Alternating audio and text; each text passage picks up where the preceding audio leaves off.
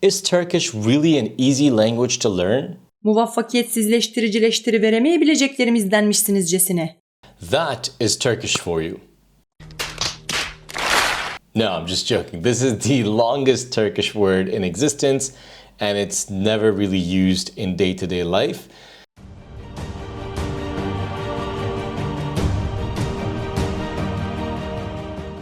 We keep hearing that Turkish is so difficult to learn.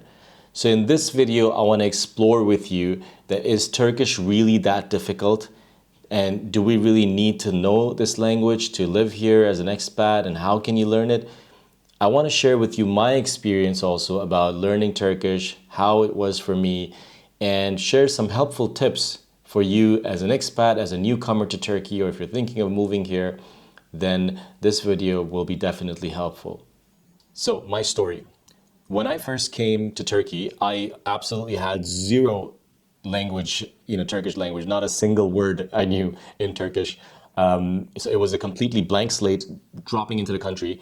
If you watch my other video, so I landed in Ankara and at the airport, had zero language, jumped into Google Translate. Luckily, I had Google Translate downloaded on my phone. The Turkish language pack was downloaded, so because there's no internet right off the plane. And this is going back to over 10 years, 12 years back. So when I came, I had to use Google Translate, and that was my first beginning of using, the Turkish language, my introduction to the Turkish language. Moving on, my entire, I would say, first year almost was, I didn't make any effort to learn anything, right? So I was a master's degree student at the time. And then, so I was living on campus and people, I was surrounded by a few people that did know English. Luckily, a lot of them were English teachers, my classmates. So I didn't feel the need to really learn it at that time. But after the first year, when I started to expand my circle and I was getting more introduced to Turkish people as well from other departments, other faculties and so on, then I started feeling like, okay, they're talking after some time. Of course, in the beginning, everyone's nice, they want to be speaking Turkish, but after some time, the conversation goes full Turkish. So this is where I'll just be sitting there, I'll be like, oh, what's going on? Like I'm completely blanked out, trying to catch a word here, a word there, absolutely no idea what's going on, right? This led me to like, okay, I really need to learn this language. Like this is not how I can, spend my time here. This is absolutely frustrating. So then I started to take a course in Turkish at the university, and this is at Bilkent University in Ankara. So I took a course there, and this was like, twice a week, I think it was. Yeah, it was twice a week, I believe, just 45 minutes, whatever, that 1 hour class. And this really helped a lot. It jumped up my learning. Like I was struggling at 5%. This brought me up to like 60% of Turkish, like, the basic rules, all of that, right? So this really helped me to improve my Turkish. Going back to the question, is Turkish an easy language to learn? The answer is yes and no at the same time. Let me explain. At first, when you look at Turkish, it sounds very difficult. It looks foreign. It sounds foreign. You've got these long words. The sentence order is different from English, so it looks completely like complicated, right? But once you just understand the logic, and this can be explained quite easily, easier than what I expected, and hopefully what you're going to see, it becomes a lot more clear. And the other thing is, which is very good about Turkish and easy, is that the pronunciation is the way you read things is exactly the way you pronounce it. It's not like in English where the pronunciations are changing, depending on from this to that. Let's take a look at an example here. So, merhaba, hello. Merhaba. Right? See how straightforward that is? Ev. Ev. So that's like just pronouncing the e and v sound. Kitap. So the I is like e sound. Tap. In English, the pronunciation of words can get very confusing. So for example, if you take the word read, right? R-E-A-D. Now, it's like, I read every day, right? And then if you go into past tense, yesterday I read a book, right? The color red is my favorite. So now, like, even the word red in past tense, and then it's a color as well. So this can create a lot of confusion. For example, live, I live here. It's a live show. So the spelling live and live is also confusing, right? Then you've got the metal lead, right? This is very harmful for you. And then lead the way. And then if you say, I led the way, it's L-E-D. So led.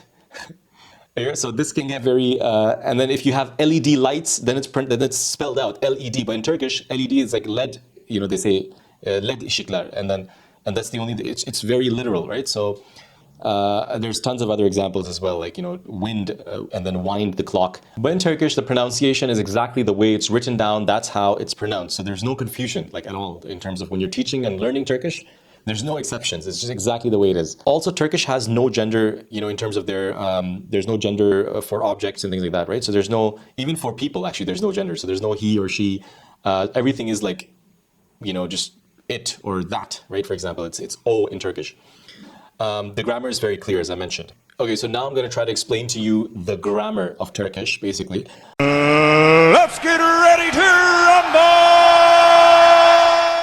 The grammar is very straightforward. The grammar is very simple. So let's take a verb. For example, let's take drink, which is, ich means to drink, or içmek, it's to drink. So ich, right? So I'm going to say, for example, when it's continuous tense, like if I'm drinking, like içiyorum, this is like I am drinking. So you add your, Y-O-R, içiyor, and then it means I am. So that's it, içiyorum. Any verb you add yorum, it means I'm doing that. Like I'm walking, yürüyorum, right? I'm talking, konuşuyorum. So yorum, just like ing, talking, drinking, walking, it's the same thing. So just remember ing, you replace that with yor, your. And it's basically means for like I am. That's the present continuous, it's done. That's how simple it is. The past tense is similar to the English, for example, when you say like, well, it's not similar because in English there is like drink is drank. Walk, I walked, yeah, the ed. So here, like we have some, variations in English, which can get, it's like exceptions. But in Turkish, there's no exceptions. This is the best part about Turkish, there's no exceptions. So we just add like t, like to the, like tım, like I drank, içtim. I walked, yürüdüm, right? Tum, like basically t, d, that's just pronunciation to make it easier. What else can I say? Konuştum means I talked. Right? So all of this is past tense. So tum, dum, t, d, and m is basically again I. This is how simple it is. Now, future tense, right? So future tense is you're adding cem. So basically içeceğim, right? I will drink, içeceğim. So will becomes c, that cem sound. I will. So like for example, I will walk, yürüyeceğim, right? I will talk, konuşacağım. So that's how simple it is. The will, well, in English, the same thing. Will, the future tense in English is quite straightforward, just adding like will to everything. So in Turkish, it's also the same. So this is how simple, and all you basically need is these three tenses, right? Of course, there's other tense as well. For example, present tense, like içerim and so on. But generally speaking, it's very like you can just survive with these three to begin with. This is generally more than enough. And then you can add some of the more subtle things as you go along. So now that you know the grammar, how much Turkish do you really need? Like in terms of, let's say, vocabulary and words and things like that, right? So generally speaking, what I always tell people that are looking to learn Turkish is that you just need mainly like 20 verbs. Just learn basic 20 verbs, right? For example, walk, drink, talk, sit, stand, go, read, things like that. Just basic, just eat, those basic verbs, watch, buy, sell. It's a basic 20 verbs. Learn those, the actual root verbs for that. Like, for example, to buy, to drink, to walk. So those type of things. For example, yürümek, koşmak, oturmak, kalkmak. What else is there? Yemek, içmek, right? Gitmek, gelmek. What else is there? Kesmek. Right? So konuşmak.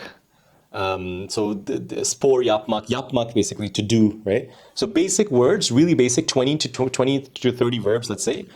And then you need to learn like nouns. You're going to learn it as you go along. Start with, again, 20, 30 nouns, right? Nouns, basically things like table, chair. Look around you and just see computer, camera. A lot of things are even similar. The camera is the camera, like for example, right? So photograph is also like photograph. Yeah, so there's like a lot of similar words. But other things like chair, table, like sandalye, what's table? Masa, right? Cup, right? Kupa or bardak, for example. There's a glass and cup is different. Gözlük, right? So things like that, for example, kulaklık, right? So basic things you can just learn 20, 30 verbs, but as you speak and practice, you're going to get more and more. Okay, so, and how do you practice? Like once you know these verbs, let's say you've written them down, put them on the wall where you're having easy access to those words. You've got verbs on one side, you've got the nouns on one side. Now you've got those. Now you start practicing making sentences with those verbs and nouns, right? So for example, tea is chai, right? And to drink is içmek. So for example, continues. Right now, şimdi ben çay içiyorum, right? I'm drinking tea or coffee, kahve içiyorum, right?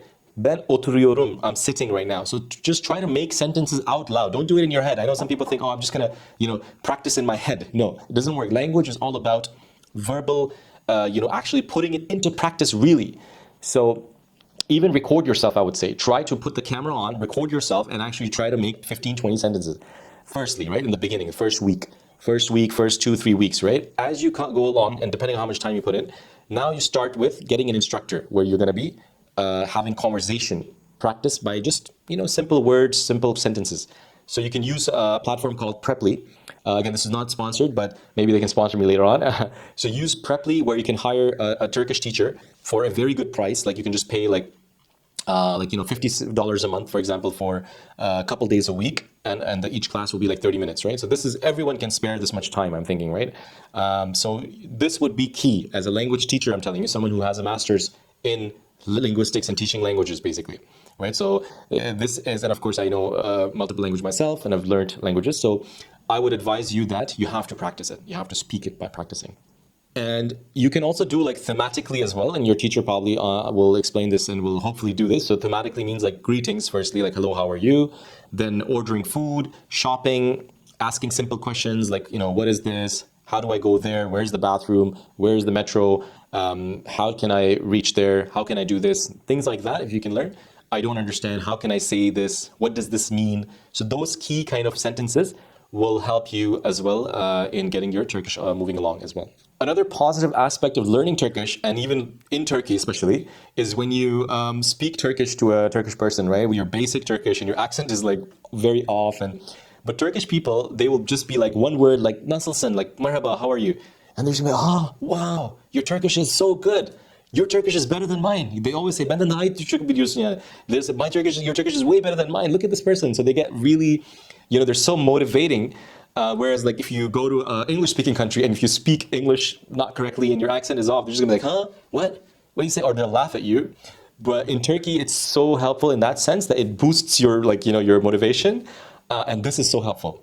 So that's why I'm going to say, don't be afraid to use what little Turkish that you have. Believe me, people are going to be so much more helpful and open to you, and they will be happy that you're making an effort. This is the best part about visiting Turkey as well. Or even if you know a Turkish person abroad where you live, if you can find and try to make that conversation, that's going to be super helpful for your Turkish and also for you internally as a motivating factor.